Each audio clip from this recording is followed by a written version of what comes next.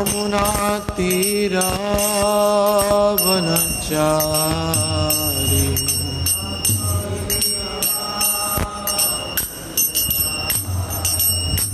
जय राधा माधव जय कुंज विहारी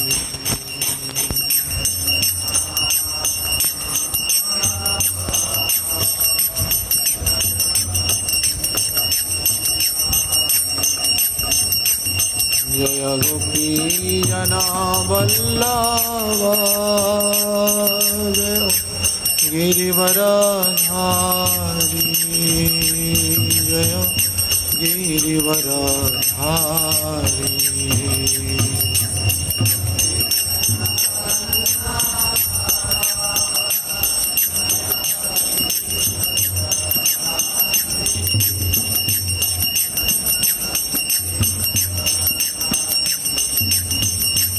जय यशोदानंदन व्रज जनरंजन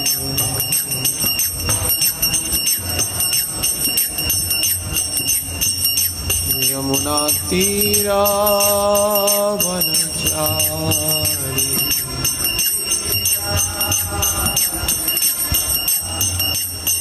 जय राधा माधव जय कुंज विहारी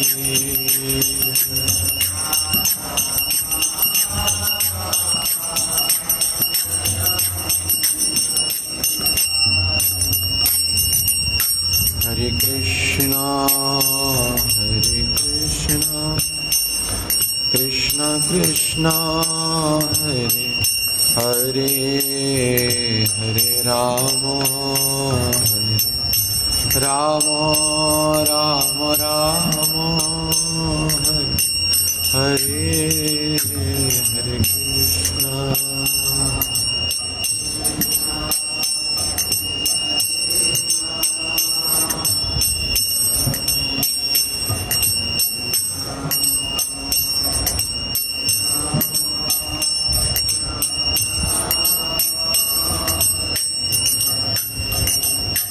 हरे कृष्णा हरे कृष्णा कृष्ण कृष्णा हरे हरे हरे राम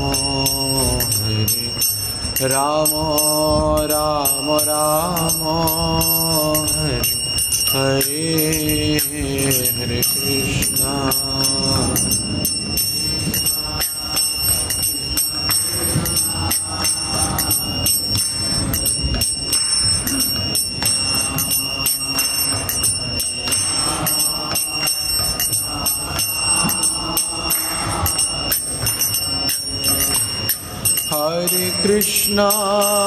हरे Krishna Krishna Krishna Hare Hare Hare Ram Ram Ram Hare Hare Hare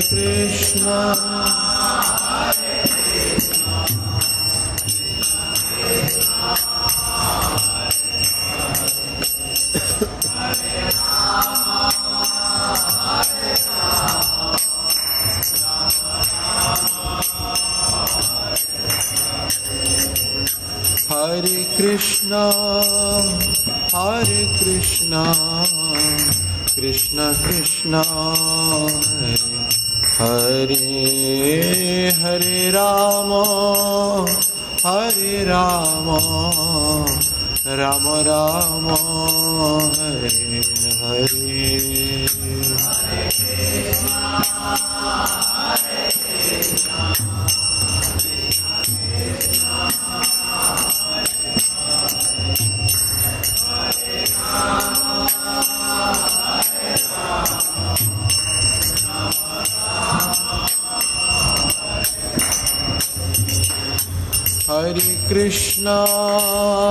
Hare Krishna Krishna Krishna Hare Hare Hare Ram Hare Rama Rama Rama Hare Hare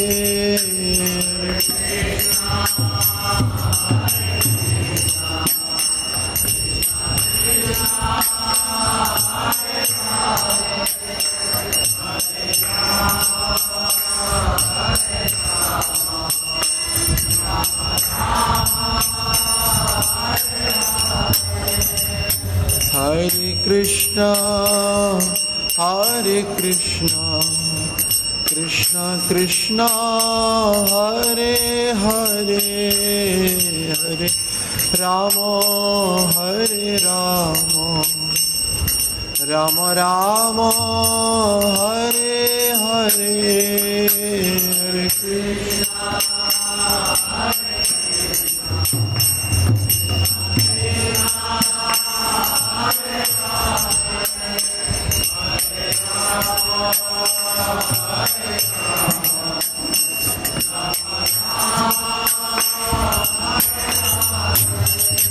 Hare Krishna Hare Krishna Krishna Krishna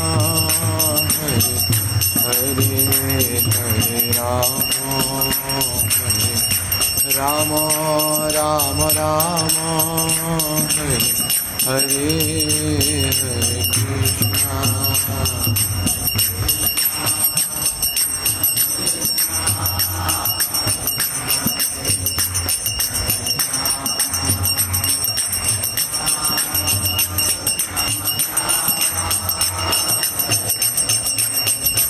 Hare Krishna Hare Krishna Krishna Krishna Hare Hare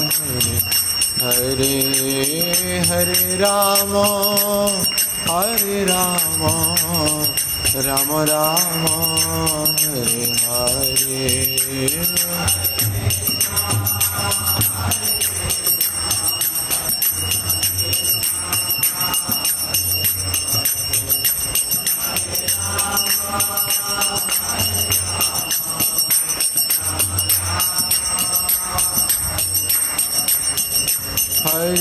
Krishna Krishna Krishna Hare Hare Hare Rama Rama Rama Hare Hare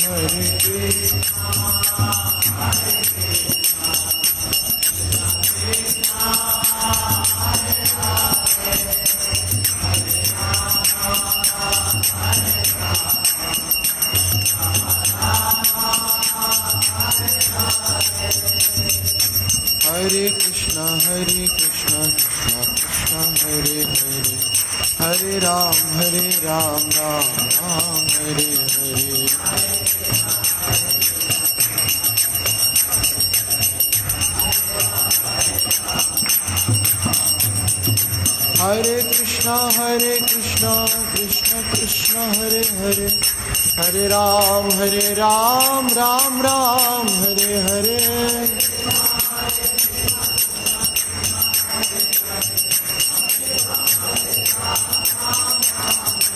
Hare Krishna Krishna Krishna Hare Hare Hare Rama Rama Rama Hare Hare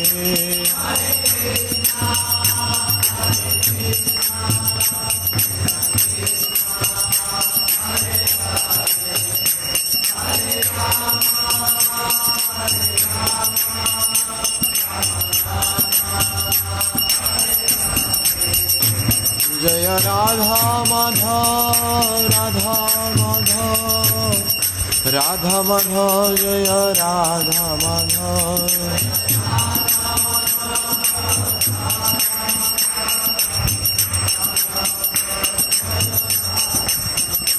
Jaya Radha Govinda Radha Govinda Radhe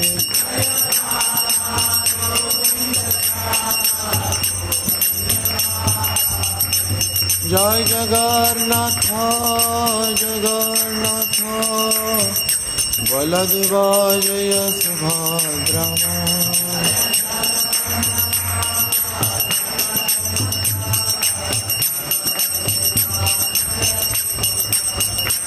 जय गौरनिताय गौरनिताय गौरनिताय जय गौरनिताय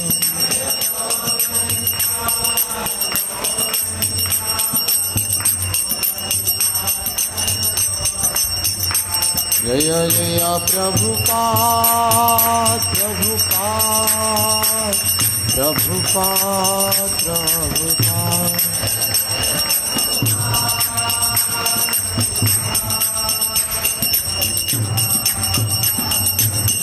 जय जय गुरुदेव गुरुदेव गुरुदेव गुरुदेव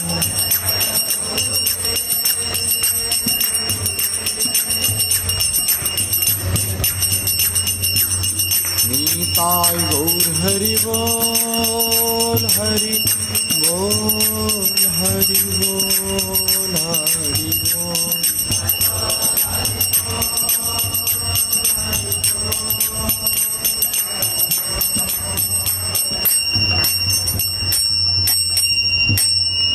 जैन विष्णुपाद परमहंस परिव्राजकाचार्य शिष्यमाद अभय चरणारविंद भक्तिवेदांत स्वामी श्रील प्रभुपाद की अंतर्राष्ट्रीय कृष्ण भानव संघ के प्रतिष्ठाताचार्य श्रील प्रभुपाद महाराज की जैन विष्णुपाद परमहंस परिव्राजकाचार्य श्रीमद् भक्ति सिद्धांत श्रेष्ठ श्रील प्रभुपाद महाराज की अनंत कोटि वैष्णव वृंद की नामाचार्य हरिदास ठाकुर की प्रेम से कहो श्री कृष्ण चैतन्य प्रभु नित्यानंद श्री अद्वैत गदाधर शिवासादि गौर भक्त वृंद की ग्रंथराज श्रीमद् भागवतम की हरिनाम संकीर्तन की समवेत भक्त वृंद की निताय गौर प्रेमानंदे all glories to same devotees all glories to same devotees all glories to same devotees all glories to Shri Guru Ram Srila Prabhupada Maharaj की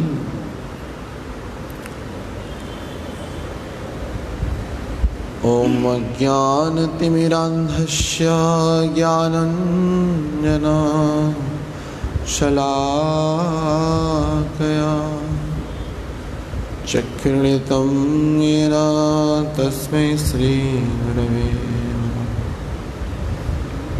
नमो विष्णुपादाय कृष्णपृष्ठाय भूतले श्रीमते भक्ति वेदांत स्वामीति नाम नमस्ते सारस्वती देवे गौरवाणी प्रचारिणे निर्विशेष शून्यवादी पाश्चात्य देशताम्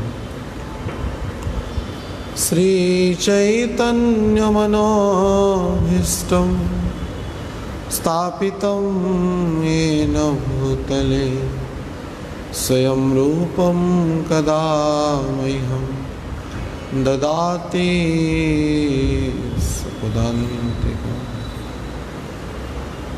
वन्देऽहं श्रीगुरु श्रीयुतपदकमलं श्रीगुरुन् वैष्णवांश श्रीरूपं साग्रजातं सहगणा रघुनाथानितं तं सजीवं साद्वैतं सावधूतं परिजनसहितं कृष्णा चैतन्यदेवं श्रीराधा कृष्णपादान् सहगणा ललिता श्रीविशाखान्वितस्य हे कृष्ण करुणार सिंधु दीनबंधु जगत्पते गोपेश गोपिका कांत राधा कांत नमोस्तुते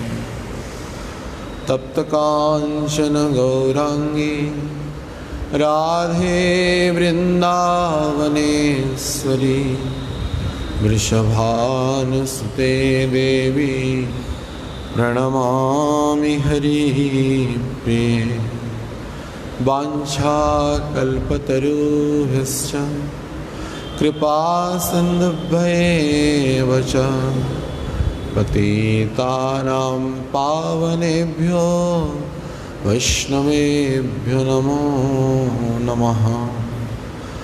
नमो महावदानाय कृष्णा प्रेम प्रदायते कृष्णाय कृष्ण चैतन्य नाम्ने गौरतिष्ये नमः।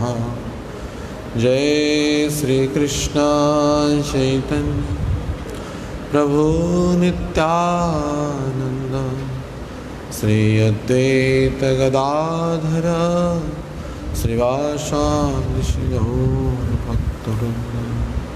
हरे कृष्णा कृष्णा कृष्णा हरे हरे, हरे राम राम राम हरे हरे।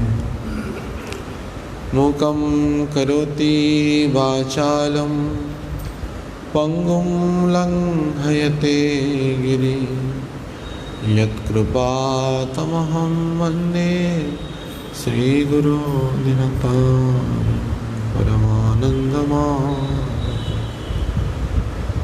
ॐ नमो भगवते वासुदेवाय।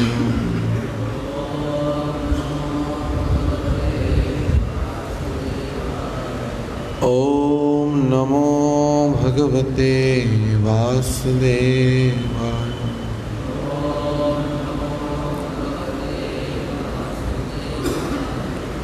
ॐ नमो भगवते वासुदेवाय।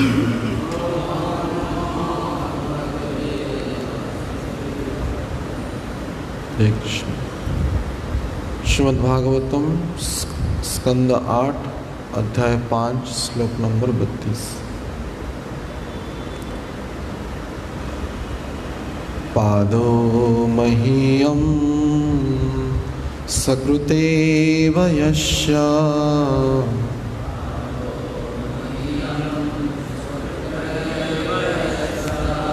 चतुर्विधो यत्र हि भूतसर्गः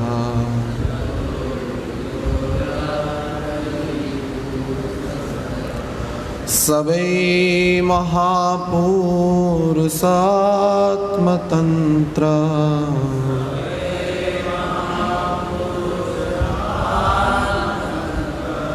प्रसीदतां ब्रह्म महाविभूति।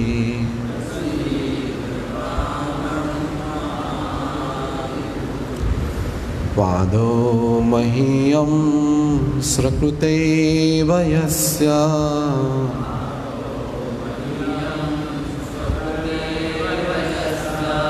चतुर्विधो यत्र हि भूतसर्गः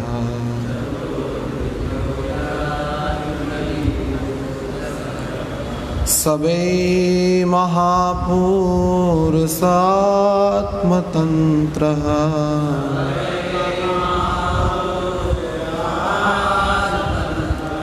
प्रसीदतां ब्रह्म महाविभूति।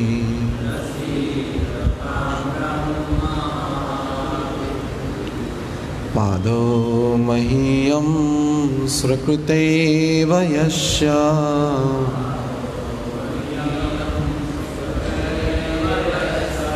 चतुर्विधो यत्र हि भूतसर्गः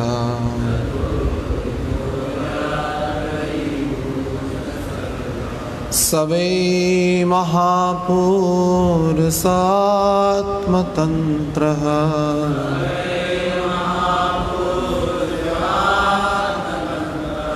प्रसीदतां ब्रह्म महाविभूति।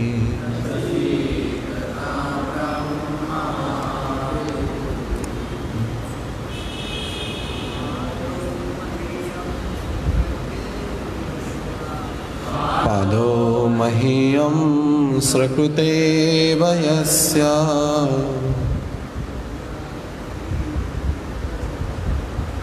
चतुर्विधो यत्र हि भूतसर्गः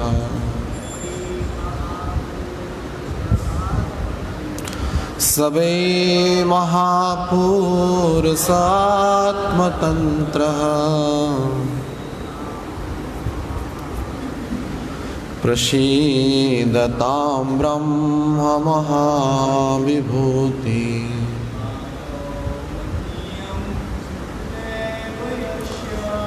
पादो मह्यं सकृते वयस्य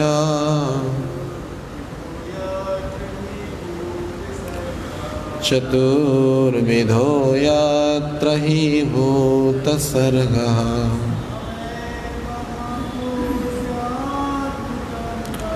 सबे महापुरुषात्मतन्त्रः प्रसीदतां ब्रह्म महाविभूति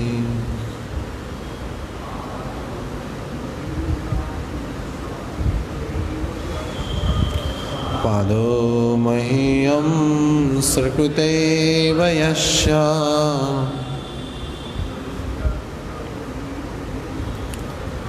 चतुर्विधो यत्र हि भूतसर्गः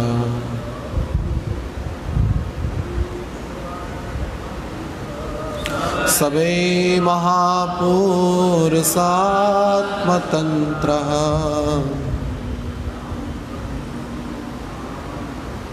प्रसीदतां ब्रह्म महाविभूति। शब्दानुवाद। पादो अनेक चरण कमल, मही पृथ्वी, इयम यह स्वकृत उन्हीं के द्वारा उत्पन्न, एव निसंदेह यश्य जिसका, चतुर्विधः चार प्रकार जीवों का, यत्र जहाँ पर, ही निसंदेह भूतसर्गः भौतिक सृष्टि, सह वह, वै निसंदेह महापुरुषः परम पुरुष, आत्मतंत्रः आत्मनिर्भर आत्माराम, प्रसीदताम वे हम पर कृपालु हों, ब्रह्म महानतम महाविभूति ही असीम शक्ति से युक्त। अनुवाद एवं तात्पर्य श्रील प्रभुपाद जी के द्वारा अनुवाद। इस पृथ्वी पर चार प्रकार के जीव हैं और ये सारे के सारे उन्हीं के द्वारा उत्पन्न किए गए हैं। यह भौतिक सृष्टि उनके चरण कमलों पर टिकी है। वे ऐश्वर्य तथा शक्ति से उत्कृष्ट परम पुरुष हैं। वे हम पर प्रसन्न हो। तात्पर्य। मही शब्द पांच भौतिक तत्व पृथ्वी, जल, वायु, अग्नि तथा आकाश का सूचक है, जो भगवान के चरण कमलों पर आश्रित है। महत्पदम पुण्य यशो मुरारे है। महत तत्व अर्थात समग्र भौतिक शक्ति भगवान के चरण कमलों पर टिकी है, क्योंकि यह विराट जगत भगवान का एक दूसरा ऐश्वर्य ही है। इस विराट जगत में चार प्रकार के जीव हैं। जरायुज भ्रूण से उत्पन्न, अंडज अंड से उत्पन्न, सुदेज पसीने से उत्पन्न तथा अधिभज बीज से उत्पन्न। जैसे कि वेदांत सूत्र से पुष्टि होती है, जन्मादस्य यतः, प्रत्येक वस्तु भगवान से उत्पन्न होती है, कोई भी स्वतंत्र नहीं है, किंतु परमात्मा पूर्ण स्वतंत्र है।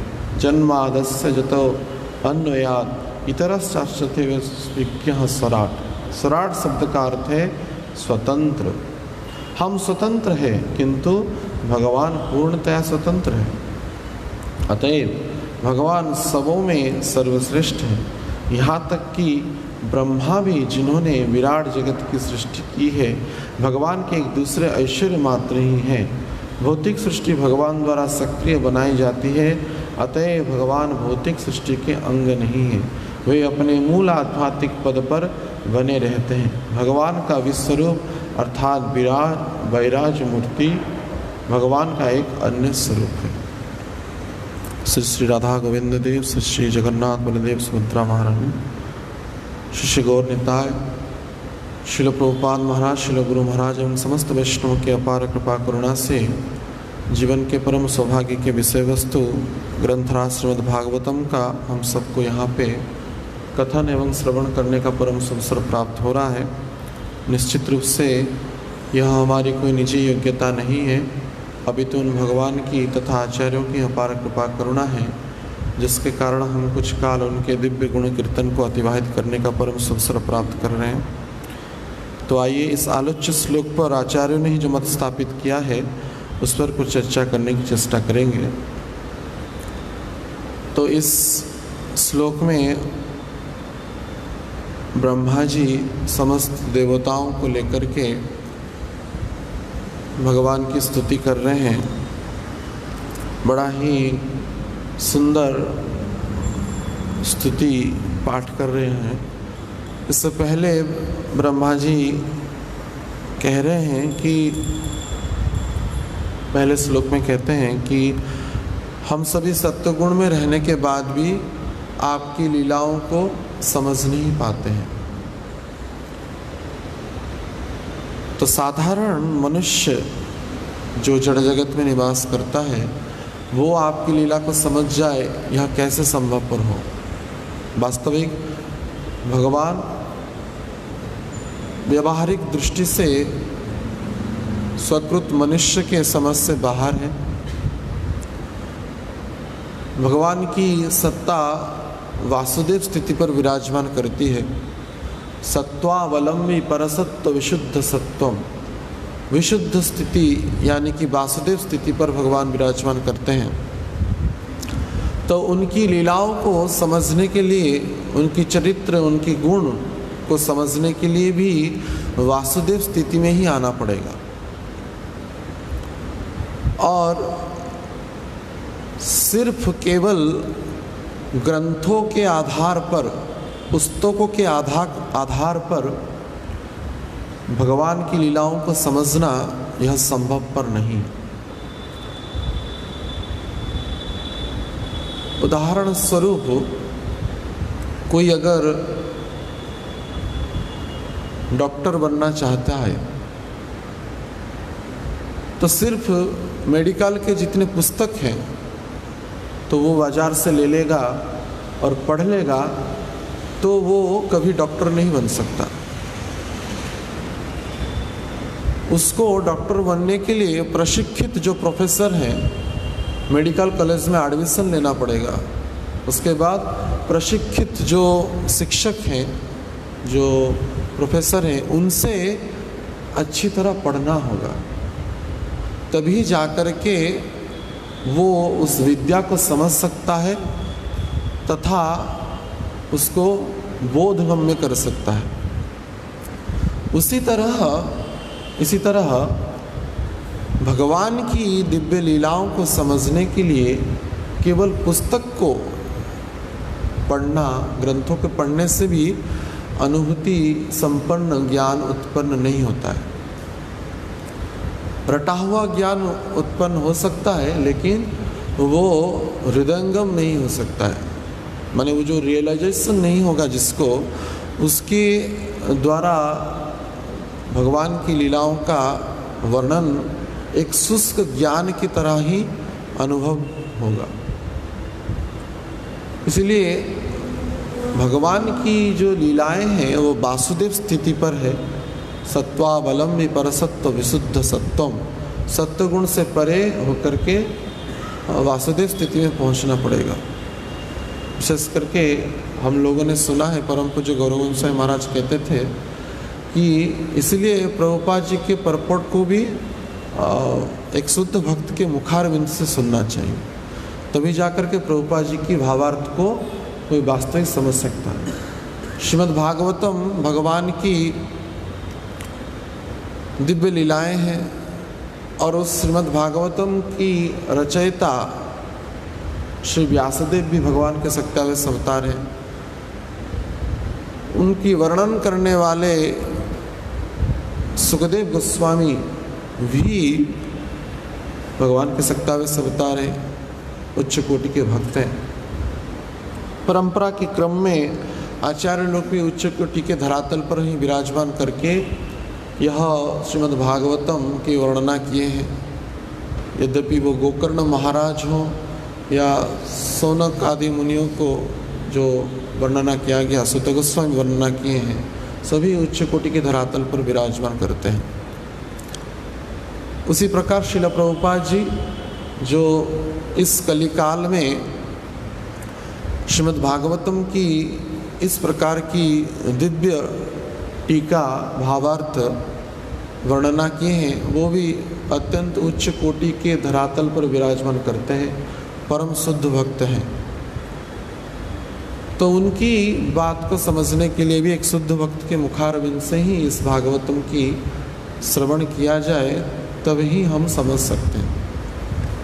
इसलिए महाराज जी बोलते थे Prabhupada purport further needs explanation. Prabhupada ji का परपोर्ट को भी शुद्ध भक्त के द्वारा एक्सप्लेनेशन की आवश्यकता है, तभी जाकर के कोई समझ सकता है। तो ऐसा ही यह इस संबंध में भी ब्रह्मा जी स्वयं कह रहे हैं, हम लोग सत्वगुण में रहने के बाद भी आपकी लीलाओं को समझ नहीं सकते। तो साधारण मनुष्य कैसे समझ सकता है? एक ही सूत्र है, अगर गुरु परंपरा के क्रम में इस भगवान की लीलाओं को श्रवण किया जाए शुद्ध भाव से, तभी इसको समझा जा सकता है। तो उसके उपरांत ब्रह्मा जी यहाँ पे भगवान की चरण कमल की वर्णना कर रहे हैं। यह जो श्लोक है ऐश्वर्य सूचक है, लेकिन हमारे गौड़ीय आचार्य लोग इसको इस श्लोक भी माधुर्य युक्त वर्णना किए हैं। रसिक जो टीकाकार हैं, विशेष करके विश्वनाथ चक्रवर्ती ठाकुर, इसी श्लोक को माधुर्यमय वर्णना किए हैं। पहला ही जो शब्द है पादो मह्यम सुकृतेव यस्य, पादो यानी कि भगवान की चरण कमल, भगवान का जो चरण कमल है उसी के ऐश्वर्य के एक कण में संपूर्ण धरातल विराजमान करता है। ऐसे देखा जाए भगवान की जो सृष्टि के वर्णन अगर किया जाए तो अनंत करोड़ जो ब्रह्मांड है वो अनंत भगवान के शेष के फण के ऊपर विराजमान करता है, और उनको यह सरसों के दाना के समतुल्य भी अनुभव नहीं होता है। इतने विशाल अनंत भगवान है, इतनी उनकी विशाल ऐश्वर्य है, लेकिन भगवान के सबसे छोटे अवतार अनंत भगवान है। तो भगवान कितने विशाल है, भगवान की शक्ति, सामर्थ्य, ऐश्वर्य कितनी भव्य है, व्यापक है, इसका बोध इससे ही पता चलता है। इसी सूत्र से देखा जाए भगवान की चरण कमल के आधार करके ये संपूर्ण महिमंडल विराजमान करता है। पादौ तो रसिक आचार्य गण वर्णना करते हैं, वास्तविक भगवान का चरण कमल ही बहुत ही भक्तों के लिए विशेष करके आस्वादन है और आश्रय के केंद्र बिंदु है। तुम्हार चरणे शरण लैलु, भगवान का वर्णना जब किया जाता है वो चरण से ही किया जाता है। भगवान की दर्शन जब किया जाता है, ऐसा ही विधि है, शास्त्र में बताया गया है, पहले भगवान के मुख को नहीं देखा जाता है, भगवान के चरण से लेकर के मस्तक तक दर्शन किया जाता है। कालिदास जी के बारे में वर्णना है, वो जब सरस्वती जी की स्तुति किए तो पहले ऊपर से नीचे की तो वो सरस्वती श्राप दे दिया उनको, तो पुनः चरण से वो स्तुति किए, तब जाकर के सरस्वती प्रसन्न हुई। या कुंदेंदु आदि जो श्लोक है,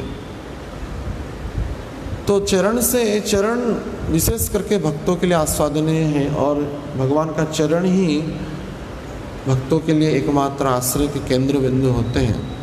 और उन चरणों की ऐश्वर्य तथा माधुर्य अत्यंत आकर्षणीय है और भक्तों के जीवन के आधार है। और इसी चरण रूपी नौका पर विराजमान करके भक्त लोग भवसागर से तर जाते हैं। और इसी चरण चिन्ह को ही चरणों, भगवान का जो चरण है अनेक दिव्य शाश्वत चिन्हों से अलंकृत है, चिन्हित है। वज्र, अंकुश, ध्वजा आदि विविध प्रकार के चिन्हों से अलंकृत है। तो उन्हीं चरणों को तथा चरणों के चिन्हों को चिंतन करके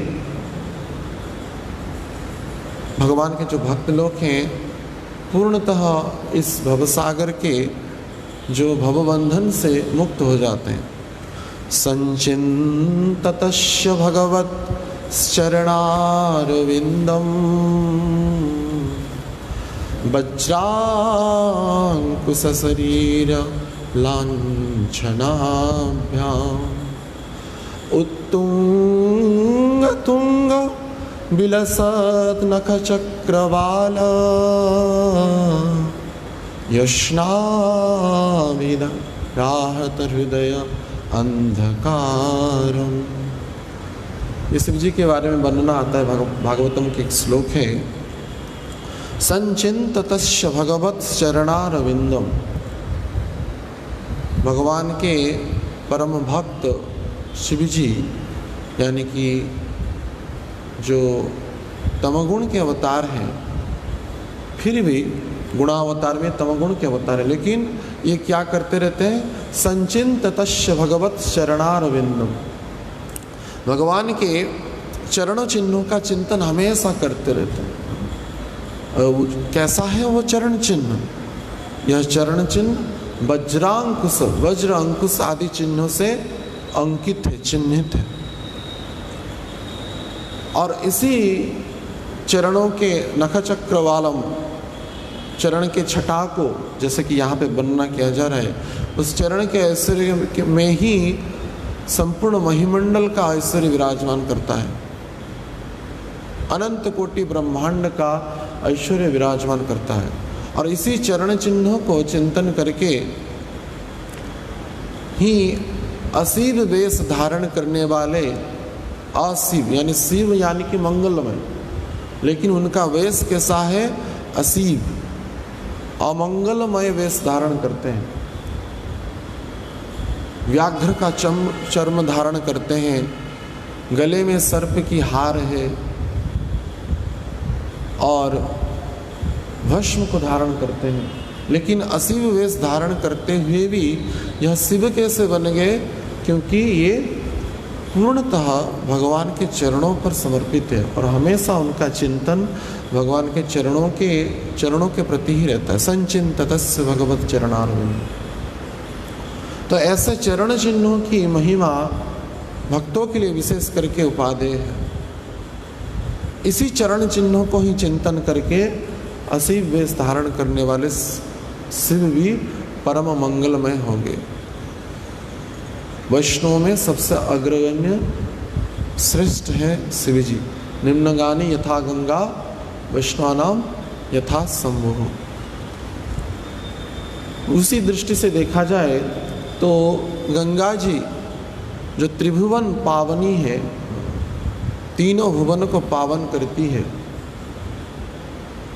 उसके जल के एकमात्र कण से भी कितना भी अपवित्र स्थान पवित्र हो जाता है। किस दृष्टिकोण से इतना वो पवित्र हो गई गंगा जी? क्योंकि गंगा जी भी भगवान के चरण कमल से निकली हुई है।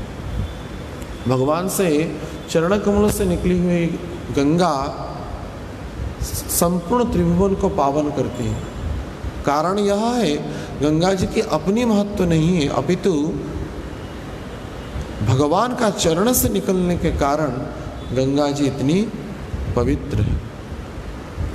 और उसी चरण चिन्हों को ही, चरण को ही चिंतन करके अनंत कोटि भक्त लोग भी इस भवसागर से तर जाते हैं, तथा उसी चरण चिन्ह ही, उस चरण ही भक्तों के लिए जीवन के परम आधार है। चरणों का चिंतन विशेष करके भक्त लोग इसलिए करते हैं कि वर्णना भी चरणों से प्रारंभ करते हैं, क्योंकि भगवान के चरण में जो समर्पित हो गए हैं, भगवान का चरण जिनका आश्रय बन गया है, तो उनको कोई व्यावहारिक दृष्टि से भय नहीं होता है, क्योंकि जो भगवान के चरणाश्रित हैं उनको कोई भी भय नहीं होता है। भजहु रे मन श्री नंदनंदन अभय चरणारविंद। भगवान का चरण, देखिए हर एक आचार्य भगवान की चरण की ही वर्णना की है। श्री नंदनंदन अभय चरणारविंद रे, भगवान का जो चरण है अभय चरण है, भय से मुक्त कराने वाला है। इस जड़ जगत में हर एक को भय है, और ये जीव का स्वभाव भी बन गया है। इसी क्रम में उसको जाना ही पड़ता है। जन्म मृत्यु जरा व्याधि और आहार निद्रा भय मैथुन, अनेक जन्मों से इस चार क्रिया से युक्त होने के कारण जीव हमेशा भय में ग्रसित होता रहता है। भयम द्वितीय अधिनिवेश, भय का तत्स्यात् मृत्यु, मने भय जो है मृत्यु का भय है। हमेशा हर एक को मृत्यु का भय सताता रहता है, लेकिन यह मृत्यु कब भी हो सकती है। लेकिन भगवान के जो भक्त होते हैं वो पूर्णतः निर्भय होते हैं, उनको कोई भय सताता नहीं। क्यों? अभय चरणारविंद रे, वो अभय चरण के, यानी कि भगवान के चरणों में आश्रित होने के कारण उनको कोई भय नहीं सताता है, और उसी चरण को ही आधार करके वो अपना संपूर्ण जीवन बिता देते हैं। मेरे तो आधार श्री रघुनाथ के चरणारविंद, मेरे आधार श्री रघुनाथ के चरणविंद। संपूर्ण जीवन उसी चरण को ही आश्रित होकर के वो बिता देते हैं, और उसी चरण को, जैसे जितने भक्ति का स्तर बढ़ता जाता है, भगवान के प्रति उनका भाव अनुराग भी बढ़ता जाता है। श्रील प्रभुपाद जी एक क्लास में बोले हैं कि वास्तविक कई बार प्रयास किया गया कि 64 माला जप का बारे में। श्रील प्रभुपाद जी ऐसा वर्णना है कि 2-3 बार प्रयास किया गया कि 64 मालाएं सभी भक्त करें। 2-3 बार मीटिंग भी बुलाया गया कुछ भक्त लोग को, लेकिन सभी में असमर्थ जाहिर किया कि नहीं, संभव नहीं है। 64 माला जप करके, मानी 1 लाख नाम करके पुनः सेवा करना, प्रचार करना संभव नहीं है। तो धीरे धीरे प्रभुपाद जी कम करते करते 16 तक किए। तो प्रभुपाद जी बोले 16 से और कम नहीं होगा कभी भी। 16 माला से भी जो कम करते हैं वो मनुष्य पदवाच्य भी नहीं है। भगवान के लिए 2 घंटा अगर हरिनाम नहीं करने का जो मन निवेश करते हैं वो मनुष्य पदवाच्य ही नहीं। लेकिन उसी जब यह फाइनल हुआ कि 16 माला हो ही करेंगे अंतर्राष्ट्रीय कृष्ण भावना के भक्त लोग, तो प्रभुपाद जी बोले वास्तविक यह जीवन मिला है भगवान का नाम रूप गुण लीला चरित्रों में ही बिताने के लिए। लेकिन कलयुग की बद्धावस्था को देख करके मैंने 16 माला तक किया है, लेकिन लक्ष्य महाप्रभु जो दिए हैं वो 1 लाख नाम की। महाप्रभु बोलते हैं जो लखपति नहीं है मैं उनकी सेवा ग्रहण नहीं करूँगा। चैतन्य भागवत में वर्णना है इसके बारे में। तो उद्देश्य वो रहना चाहिए, हमको बहुत दूर तक जाना है। श्रील प्रभुपाद जी बोले भक्ति के पथ में हमको बहुत आगे तक अग्रसर होना है। 16 माला यानी कि 2 घंटा का हरिनाम, उसके बाद और भी भोजन के समय, शयन के समय, भ्रमण के समय, चलने के समय भी हरिनाम करना है। कि शयने की भोजने की बा जागरणे, कि शयने की भोजने की बा जागरणे, महाप्रभु का वाक्य है। शयन के समय भी हरिनाम करना है, भोजन के समय भी हरिनाम करना है, जागरण के समय भी हरिनाम करना है। तो भक्त लोग शांत हो गए, इतना तक बस नहीं, अहर्निशि बोलो कृष्ण बोलो हवदानी। अहर्निशि यानी कि प्रत्येक समय।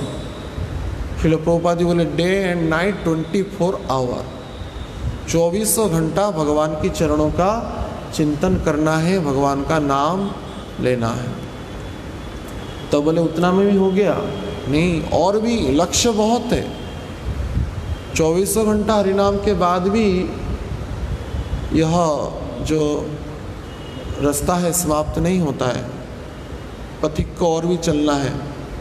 तब क्या न श्वास प्रश्वास में हरिनाम करना है, श्वास प्रश्वास में।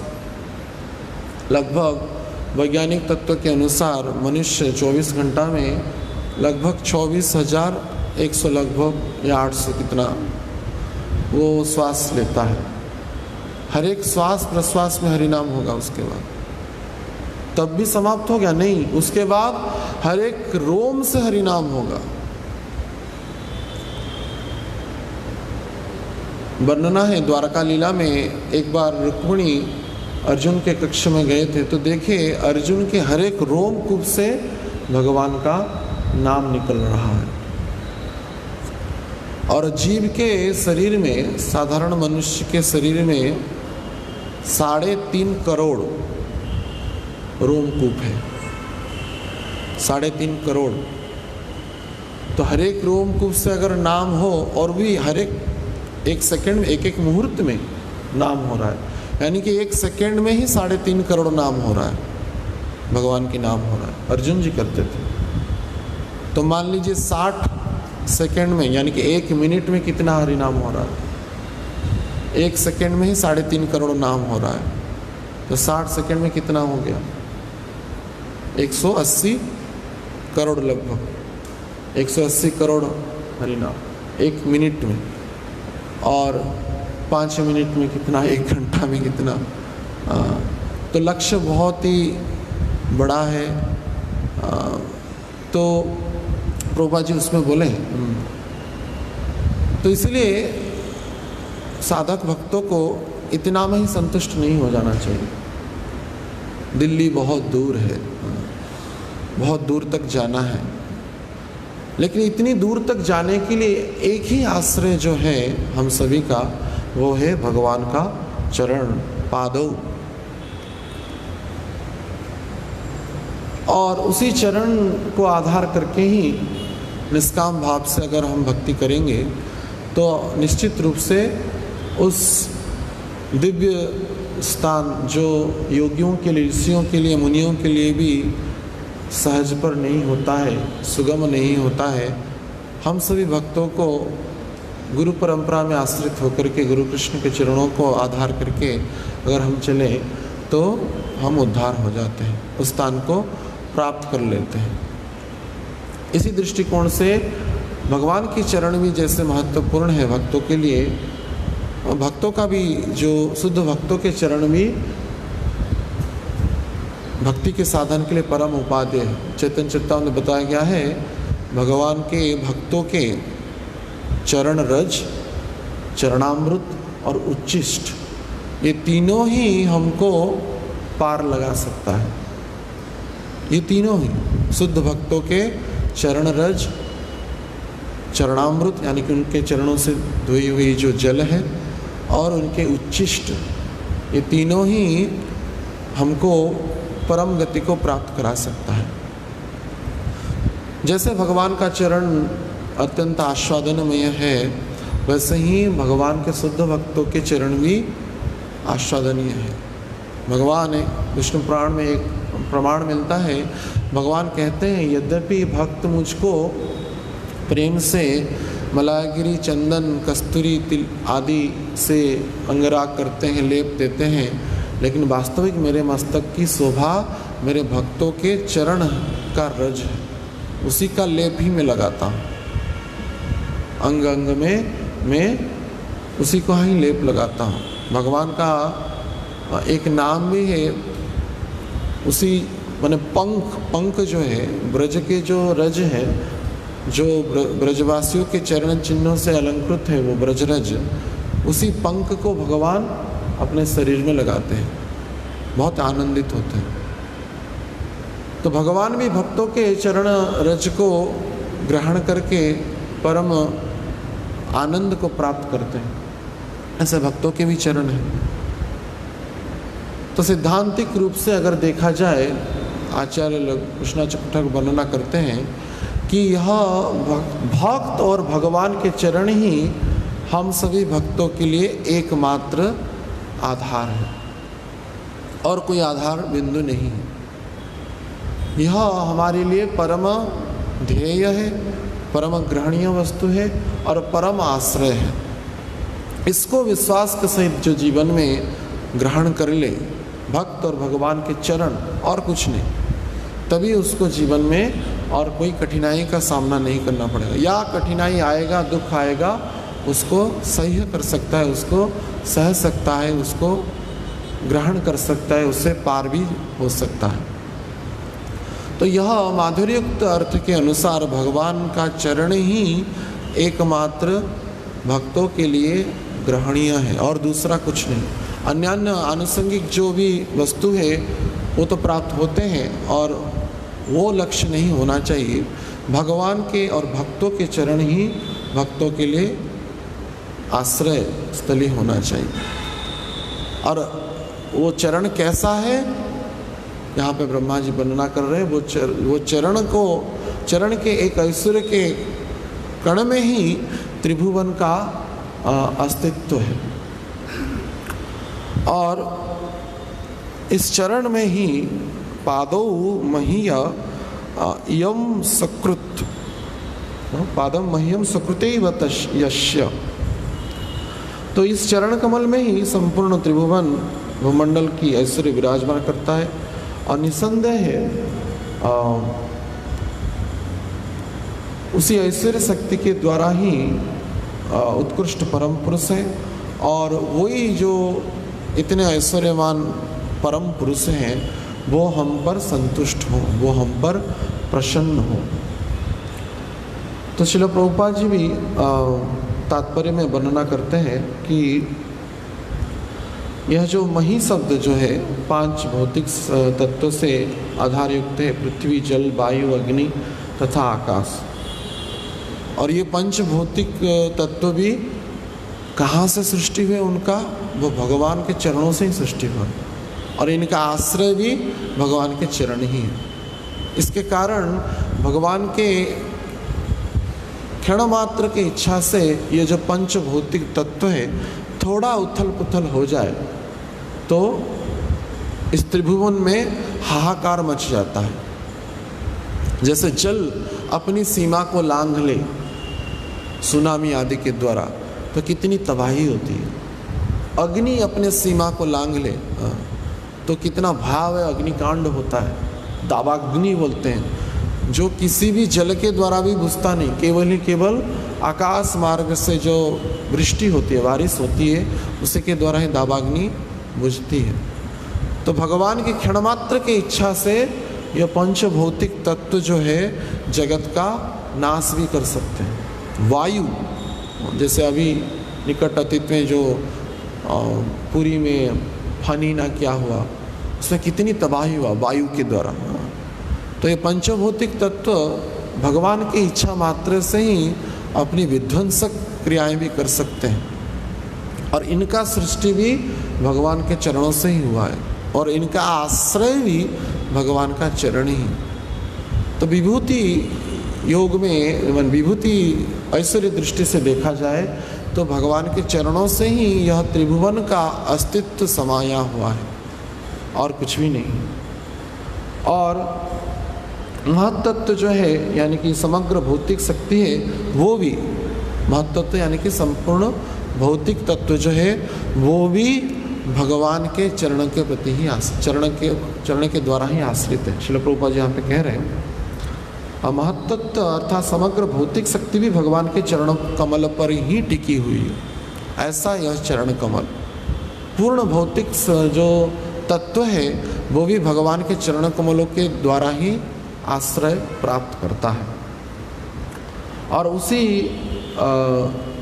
जो विराट जगत में जो भी अस्तित्व है, क्योंकि हमारा जो शरीर भी है पंचभौतिक उपादान से निर्मित है, खीप आप तेज मरुत व्योम, जो वायु अग्नि जल पृथ्वी आकाश आदि इस तत्व से ही यह स्थूल शरीर निर्माण किया गया है।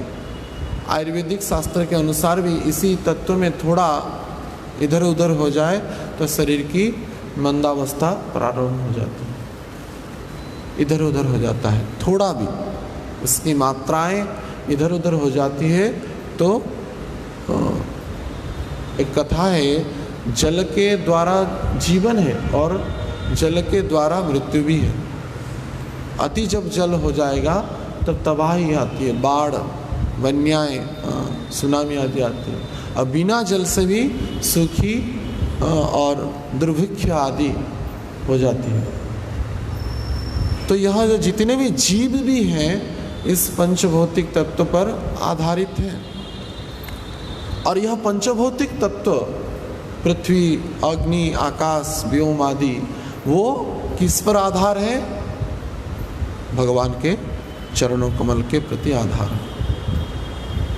तो इसलिए जितने भी तत्व हैं इस सृष्टि में अगर निचोड़ निकाला जाए, तत्वदृष्टि से देखा जाए, सभी जड़ जगत में चर तथा अचर जितने भी प्राणी हैं सभी भगवान के चरणों के प्रति ही आश्रित हैं, और उनका पोषक भी भगवान के चरणों के द्वारा ही होता है। क्योंकि यह पंच तत्व का ही द्वारा जितनी भी अनाज है, फल है, फूल है, द्रव्य हैं तथा भूमंडल की जितनी सृष्टि है, चाहे वैज्ञानिक तत्व का सृष्टि हो या व्यवहारिक दृष्टि से जितनी भी सृष्टि है, वो भी इस सभी पंच तत्व पर ही आधारित है, पृथ्वी जल वायु अग्नि आकाश आदि से। और यह इस श्लोक में ब्रह्मा जी कह रहे हैं, यह संपूर्ण तत्व महत्व तत्व पंचभौतिक तत्व यह किस पर आधार है? भगवान के चरणों के। तो भगवान के चरण ही संपूर्ण जगत का एकमात्र आधार केंद्र बिंदु है। तो क्यों ना इस चरण का भजन किया जाए, इन चरण का आश्रय लिया जाए जो संपूर्ण तत्वों को आश्रय देने वाले हैं, और ऐसे महत् लीलाओं के द्वारा महत् गुणों के द्वारा महिमा मंडित यह जो चरण है वो भक्तों के लिए एकमात्र आश्रय के केंद्र बिंदु है। तो ऐसे भगवान जिनके चरणों कमलों से ही यह सृष्टि टिकी हुई है, यह महत्तत्व टिकी हुई है, यह पंचभौतिक तत्व टिकी हुई है, ऐसे दिव्य चरण जिनके हैं उन भगवान हमारे ध्येय हों, और उन भगवान परम पुरुष हम पर प्रसन्न हों, यह कह करके ब्रह्मा जी यह स्तुति पाठ कर रहे हैं। तो निश्चित रूप से इस श्लोक के द्वारा भगवान की चरणों की महिमा के बारे में बड़ा सुंदर वर्णना करते हैं। विशेष करके यह जो उनका जो बोलने की जो प्रक्रिया है यहाँ पे ब्रह्मा जी की ऐश्वर्य सूचक है, लेकिन आचार्य लोग इसकी माधुर्य सूचक टीका भी वर्णना करके बोलते हैं अन्य अन्य जो भक्तों की लीलाओं की वर्णना भी किया गया है कि चरण के द्वारा ही जीव संपूर्ण भक्त आश्रित है। और ऐसे चरण चिन्ह कोई साधारण चरण चिन्ह नहीं है, वो संपूर्ण पंचभौतिक तत्व और जो महत्त्व है सबके आधार हैं, सृष्टि के आधार ही भगवान का चरण है। तो ऐसे चरण हमारे ध्येय हों और ऐसे चरण जिनके हैं परम पुरुष महापुरुष भगवान हम पर प्रसन्न हो, ऐसा यहाँ पे स्तुति कर रहे हैं। हरे कृष्ण। किसी का कोई प्रश्न या टिप्पणी प्रदान करें? हाँ, क्या सुनाई नहीं दे? यहाँ पर प्रभुपाद जी डायरेक्ट लिख रहे हैं कि महत्त्व अर्थात समग्र भौतिक शक्ति, भौतिक शक्ति को ही महत्त्व कहा गया। यहाँ प्रभुपाद जी पर्पट में डायरेक्ट लिखे हैं, महत्त्व अर्थात समग्र भौतिक शक्ति भगवान के चरणों पर, चरण कमल पर टिकी हुई है। इसका अर्थ महत्त्व अर्थात भौतिक शक्ति, जितनी भी भौतिक शक्ति है, मटेरियल जो शक्ति है वो सभी महत्त्व कहलाती है। हाँ हाँ,